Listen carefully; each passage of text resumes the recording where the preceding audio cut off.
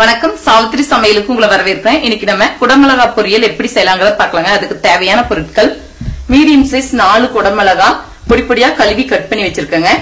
2 medium size பெரிய வெங்காயம் cut பண்ணி வச்சிருக்கேன். கடலெண்ணெய் 2 ஸ்பூன். இதுக்கு ரொம்ப அதிகமா எண்ணெய் ஊத்திக்க கூடாதுங்க, 2 ஸ்பூன் போதும்.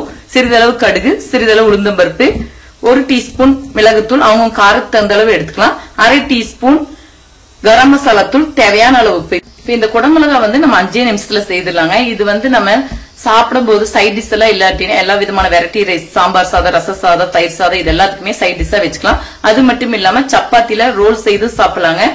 பிரெட்டுக்கு சாண்ட்விட்சா உள்ள ஃபில் பண்ணி நம்ம செய்து சாப்பிடலாம். அந்த அளவுக்கு ரொம்ப டேஸ்டா இருக்கும். இப்ப எப்படி செய்யலாங்கிறத பார்க்கலாம். இப்ப எண்ணெய் காஞ்சிச்சு, கடுகு சேர்க்கலாம். கடுகு வெடிக்கட்டும்.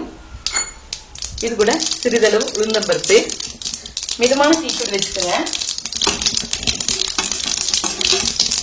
இது கூட பொடியா கட் பண்ணி வச்சுக்க வெங்காயம் சேர்த்துக்கலாம்.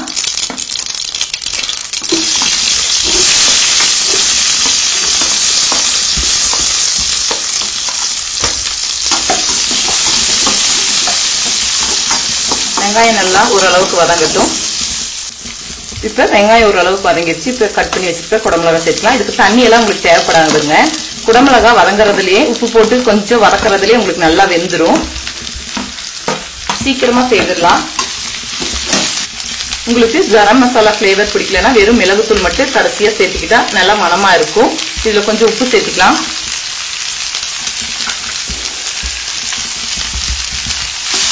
இதுல கடைசியா தேங்காய் துருவலும் கூட சேர்த்துக்கலாங்க, நல்லா இருக்கும். இப்ப 3 நிமிஷம் பக்கம் நல்லா வதக்கி விட்டு லோ மீடியம் ஃப்ளேம்லயே வச்சு நல்லா வேக வச்சுட்டோங்க. அதே மாதிரி இப்ப கரம் மசாலா தூள், மிளகுத்தூள் சேர்த்து ஒரு 2 நிமிஷம் பக்கம் நல்லா வதக்கி வேக வச்சா நல்லா வெந்துடும். அவங்க காரத்துக்கு தகுந்த அளவு மிளகுத்தூள் சேர்த்துக்கலாம். உப்பெல்லாம் சரியா இருக்கான்னு டேஸ்ட் பார்த்துக்கலாம். இப்ப 5 நிமிஷத்துல நம்மளுக்கு குடமிளகா பொரியல் ரெடி ஆயிடுச்சு. வேற ஒரு பவுலுக்கு மாத்திக்கலாம்.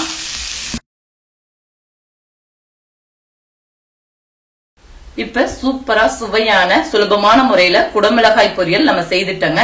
இதை நீங்க வீட்டுல செய்து பாருங்க. இந்த வீடியோ பிடிச்சிருந்தா லைக் பண்ணுங்க, ஷேர் பண்ணுங்க, சப்ஸ்கிரைப் பண்ணுங்க, கமெண்ட்ஸ் பண்ணுங்க. மேலும் பல சமையல் குறிப்புகளுடன் சந்திக்கிறேன்.